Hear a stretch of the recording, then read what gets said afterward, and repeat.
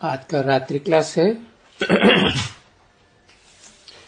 20 दिसंबर 1968।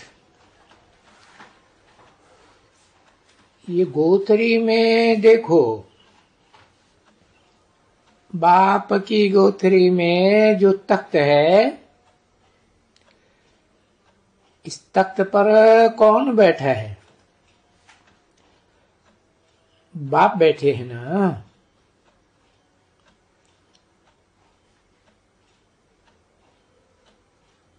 शरीर है बुड्ढा,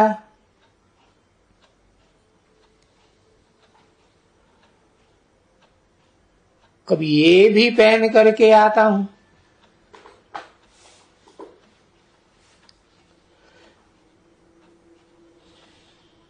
बुड्ढा शरीर, कभी कान ढकने को होते हैं ना। भाई लोग वो टोपी पहनते हैं कान ढकने की, देखा है कभी? हम कल पहन करके दिखलाएंगे। किसी ने कहा अभी ले आऊं? हाँ अभी ले आओ।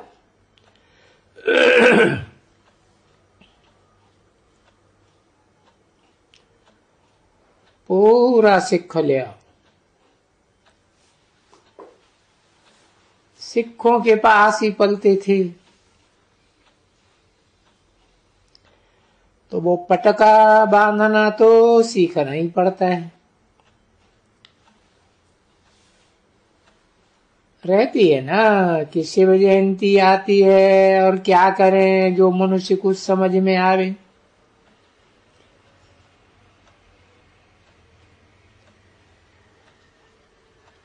जो बाप ने समझ बच्चों को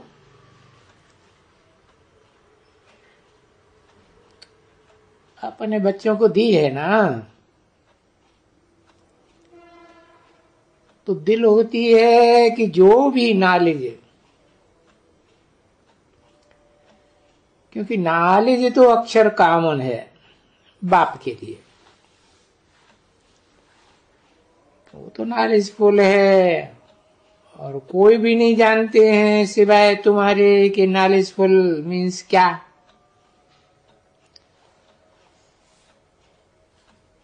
क्योंकि फिर झाड़ का बीज रूप है, तो बीज रूप भी चैतन्य है।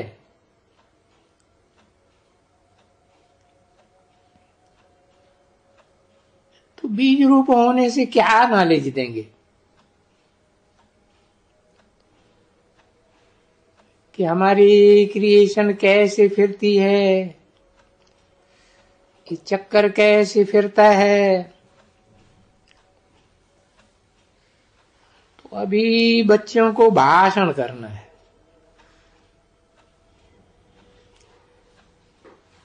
ऐसी मीठी मीठी छोटी छोटी बच्चियां जो इतना सिखलाया है, बाप ने सिखलाया है ना बच्चों को, बेहद के बाप ने। कुछ हो सकता है कि विचार सागर मंथन कर करके पीछे उनको भी पॉइंट्स आ जाती है, नई नई पॉइंट्स। मिसाल भी ऐसे देते हैं, तो दिन प्रतिदिन वृद्धि होती रहेगी। और जिसको समझाते हैं, ये तो हम कहते हैं कि जो भी जिसको समझाते हैं वो बेचारे ऐसे कहेंगे ना बच्ची, भले कोई भी बड़ा आदमी आवे, हाँ देखो बाप ने ये जब कि बच्चों को समझाया जाता है, पूछा जाता है ऋषि मुनियों से कि बाप को जानते हो, उसकी रचना के आदि मध्य अंत ड्यूरेशन क्रिएशन वगैरह वगैरह को जानते हो? बाबा कहते हैं ना जो भी म्यूजियम वाले हैं उनको तो बड़े बड़े अक्षरों में लिख के देना चाहिए कि अगर जो बेहद के बाप को जानते हैं, अभी बेहद के बाप को वही तो भगवान कहा जाता है, और भगवान तो कहा जाता है, पर हम उनकी जीवन कहानी को तो नहीं जानते हैं ना। और जीवन कहानी है तो जरूर, क्योंकि जीवन कहानी उसकी गाई जाती है। जैसे तुम बच्चे लिखते हो ज्ञान का सागर है, सुख का सागर है, फलाना है, टीरा है, पतित पावन है, लिबरेटर है, गाइड है।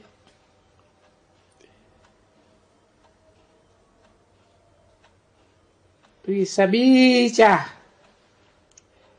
और सभी जानते हैं, गायन करते हैं, पर ये कब करते हैं वो उनको मालूम ही नहीं है।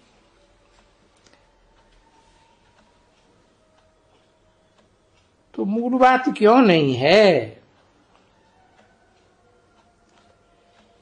ये जो कहा जाता है कि कुंभकर्ण की नींद में सोए पड़े थे,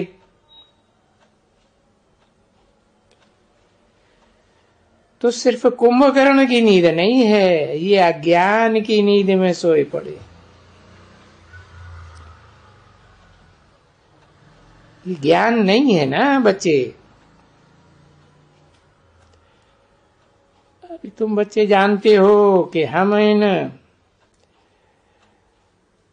हमारे में ये ज्ञान नहीं था, हम बाप को भी नहीं जानते थे, सर्वव्यापी कह देते थे। और अभी तो हम जानते हैं कि हमारी आत्मा, अभी आत्मा बिंदु के समान है, छोटी है, सितारा।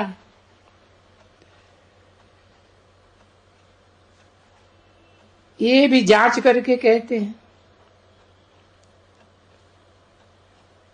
बस पर ये सुनाई बात को, मनुष्य की सुनाई हुई बात है ना बच्ची। अगर कोई शास्त्र भी बनाया है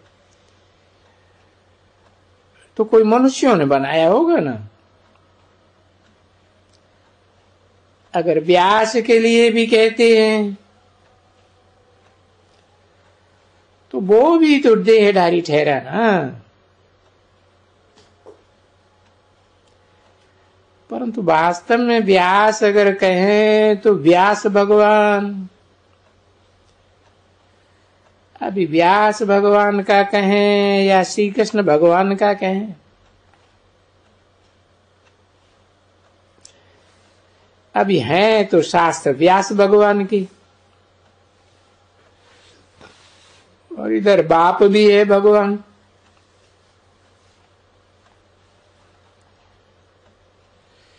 तो उन व्यास भगवान के शास्त्रों को बैठ करके तुम बच्चों को सिद्ध करके बताते हैं कि बट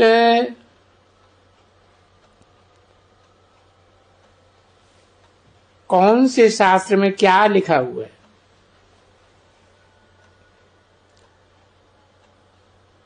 तो हर एक शास्त्र उठाएंगे, कोई भी,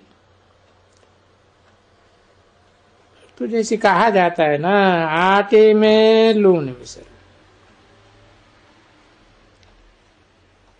तो शास्त्र तो बहुत बड़ा बड़ा है,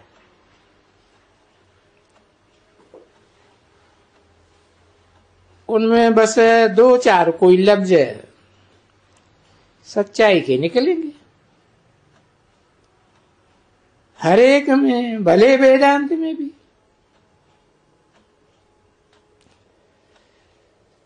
तो ये शास्त्र ये कहेंगे, भले शिव पुराण भी मैं समझता हूं कि है,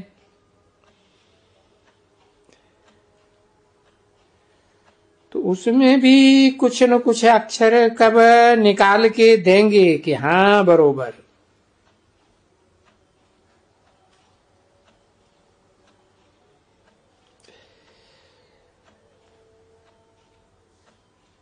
जब ना ये ज्ञान में आएंगे तुम्हारे से सुनेंगे, फिर बोलेंगे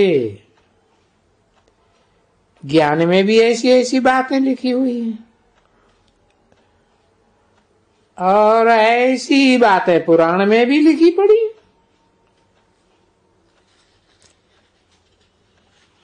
गीता में भी ऐसे ही है। तो अभी फिर भगवान ने क्या सुनाया? नाम तो एक ही है, गीता का भगवान। कोई वेद का भगवान या शास्त्र का भगवान या पुराण का भगवान या रामायण का भगवान,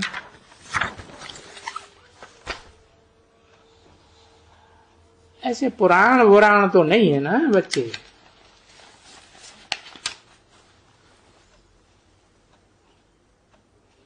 20 दिसंबर 1968 की रात्रि क्लास का दूसरा पेज। अब ये तुम बच्चे समझते हैं कि बाप बैठ करके सभी वेदों ग्रंथों शास्त्रों का, गीता का जो भी है उनका सार समझाते हैं। जो जरा जरा उसमें है कुछ कि अगर है भी तो है सारा सार तो गीता में ना। क्योंकि कोई भी ऐसा शास्त्र नहीं है जिसमें भगवान वाचो।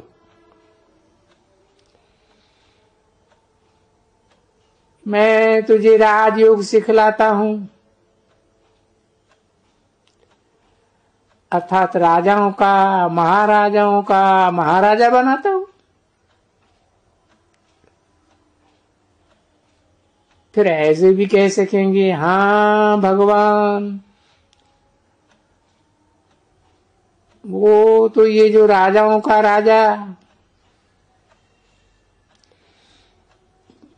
जैसे वो तो उसके सतयुग के जो है ना,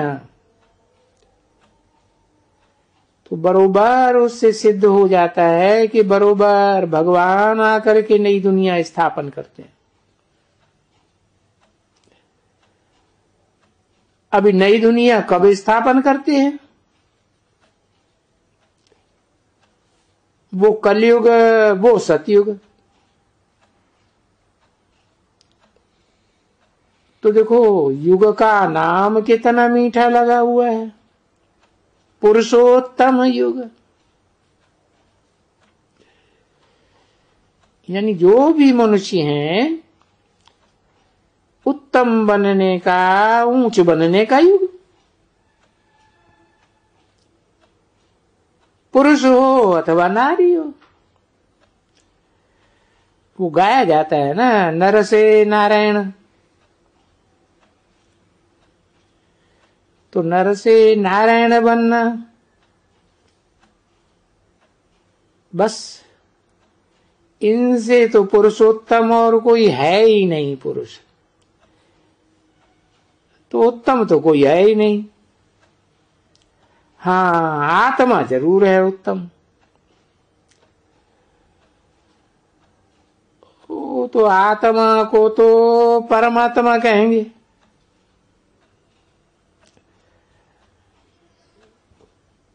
तो देखो परमात्मा बैठ करके तुमको उत्तम बनाते हैं ना, ये तो जानते हो ना बच्ची। तो अभी जैसे बाबा ने समझाया ऐसे तुम भी तो समझा सकेंगी ना। तो हर एक पॉइंट बाप की ऐसी ऐसी कि कल्प 5000 वर्ष का है, न कि इतने इतने लाखों वर्ष का है।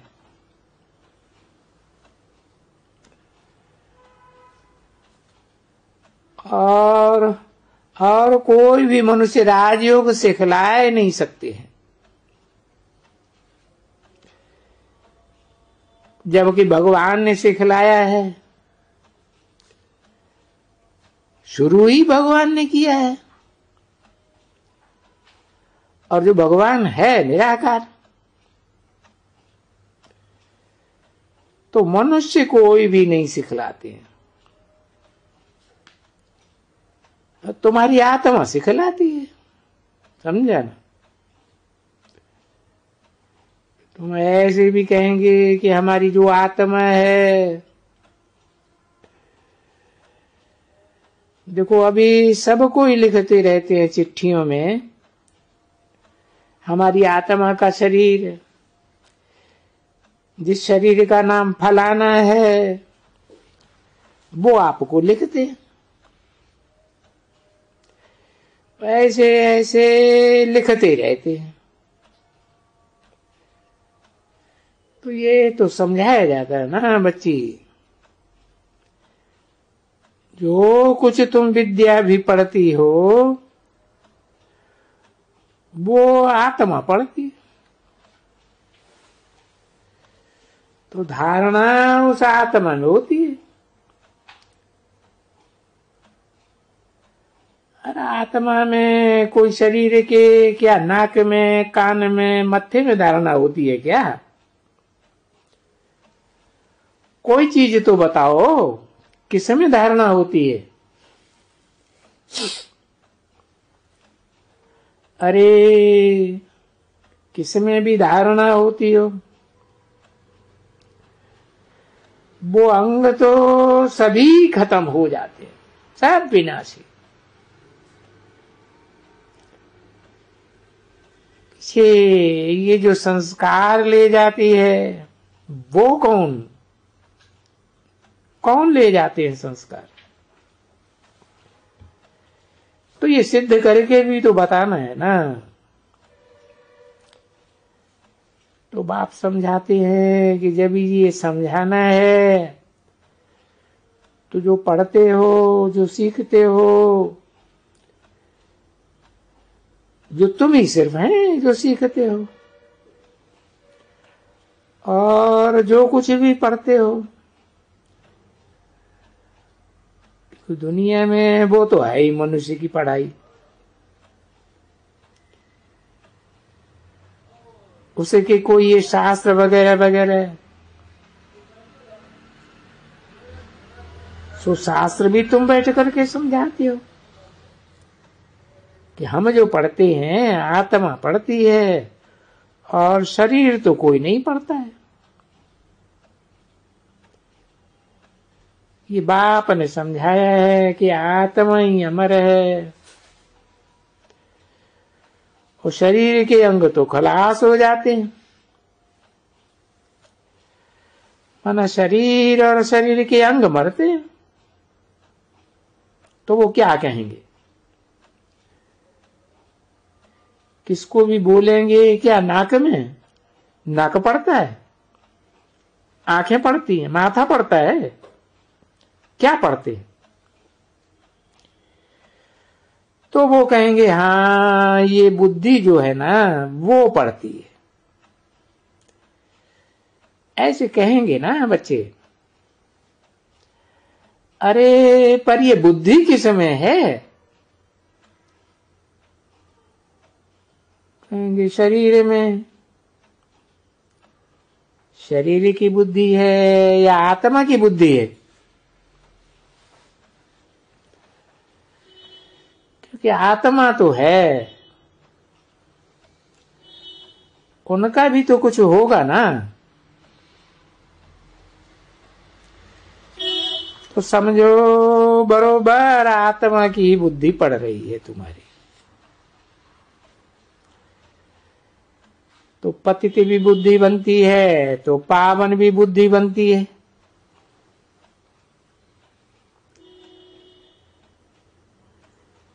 ये तो समझते हो कि अभी बुद्धि आत्मा है, क्योंकि आत्मा में ही मन बुद्धि है।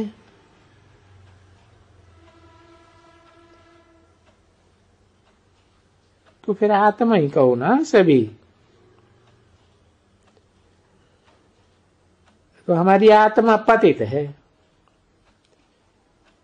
ऐसे भी कहेंगे ना। हमारी जो आत्मा है ना, जो आत्मा शरीर में है, सो इस समय में पतित है। इसलिए बुलाते हैं, ये हमारी आत्मा को पावन बनाने वाले। क्योंकि बाप ने समझाया ना कि आत्मा ही गोल्डन एज है, तो फिर शरीर भी गोल्डन एज। आत्मा आयरन एज तो शरीर भी आयरन एज। तो मुख्य तो प्रिंसिपल तो होती है आत्मा।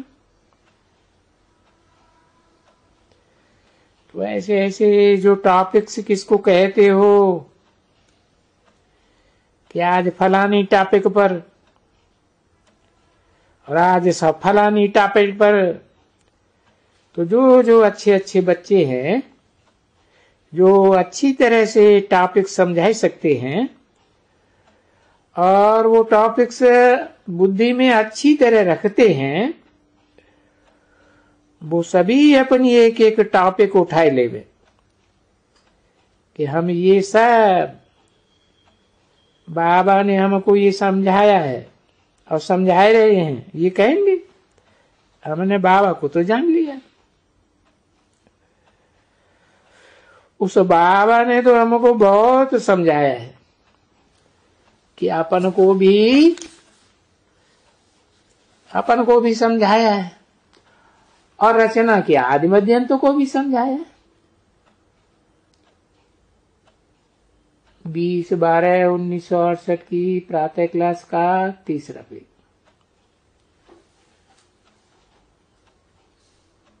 तो उनमें जो जो भी पॉइंट्स हैं या टॉपिक्स हैं, वो एक एक टॉपिक 15 मिनट 20 मिनट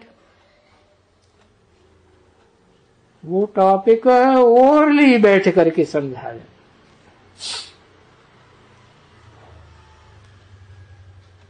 क्योंकि वहां पढ़ने की बात नहीं है, और बाबा थोड़े ही कुछ पढ़ के सुनाते हैं। बाबा ओरली तो वो इतना ओरली अच्छी तरह से समझाना है जितना वो समझा सके।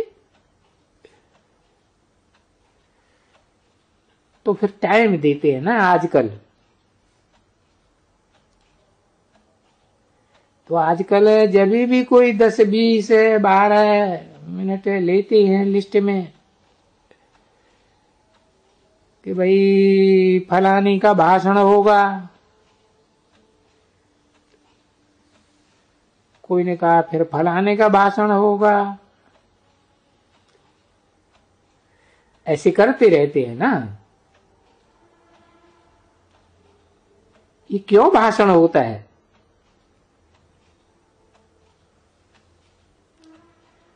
तो कभी भी भाषण करने वाले कोई भी उठाए करके पढ़ेगा नहीं। भले इंग्लिश होवे या जो भी होवे, तो भाषण ऐसा करना चाहिए जितना वो अच्छे से कर सके।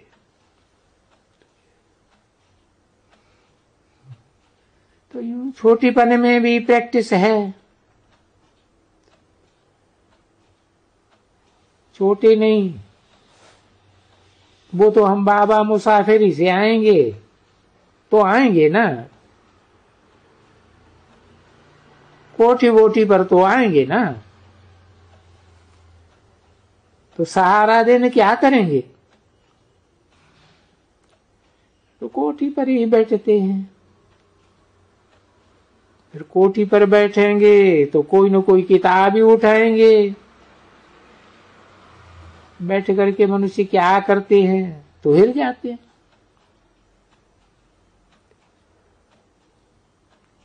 इसलिए बाबा कहते हैं ना बच्चे, ये ग्रंथ भी अच्छे ही पढ़े हुए हैं। अभी जब ग्रंथ पढ़ते थे और हम बैठ करके वहां जो करते थे,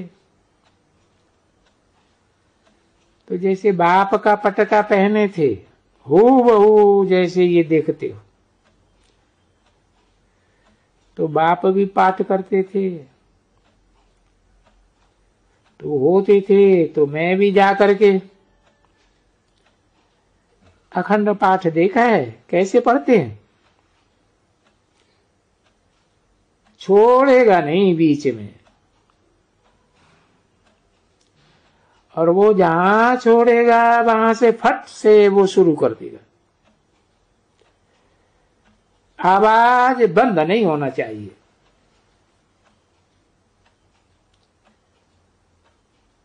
अखंड पाठ जब भी करते हैं, अभी वो समय तो बहुत ही पुराना है। जो कुछ भी आते थे, माइयां आकर के थोड़ा चावल फेंक देती थी, कोई ज्वार फेंक देते थे। वो जो सफेद बिठाया जाता है ना, जैसे फकीर लोग, कोई कलाकारी बाजीगर लोग ये सफेद फेंकते थे, हम सफेद पहन लेते। कोई कोई जाकर के कौड़ियां फेंक देते थे। कोई ये जो शुगर कैन है ना, हम जिसको कहते हैं गन्ना,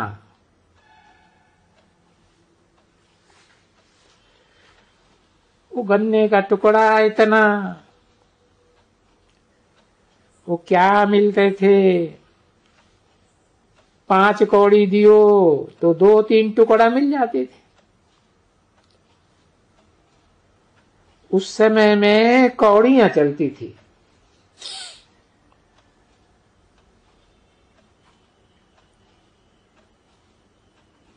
वो जो सफेद पड़े ना, उसमें ढेर तो कौड़ियां होंगी। ये चांदी वांदी की गिला नहीं है। और 8 आना रुपया तो कोई उस समय रखता ही नहीं था। यहां रुपया देखा होगा, क्या देखती हो उसमें? किसी ने कहा 5 रुपया देखते। अथाह धन है, ये है ना बच्ची। अभी सारा दिन तुम्हारा ये बुद्धि चलती है कि कैसे किसको धन दे लें, अविनाशी ज्ञान रतन किसको देवे। बाप लिखते रहते हैं, बच्चों ये तुम्हारे पास जो अविनाशी ज्ञान रतन है, जिससे तुम तो पदमा पदम भाग्यशाली बनते हो, तो हाँ वो बैठ करके आखानी सुनाओ औरों को भी। ओम शांति।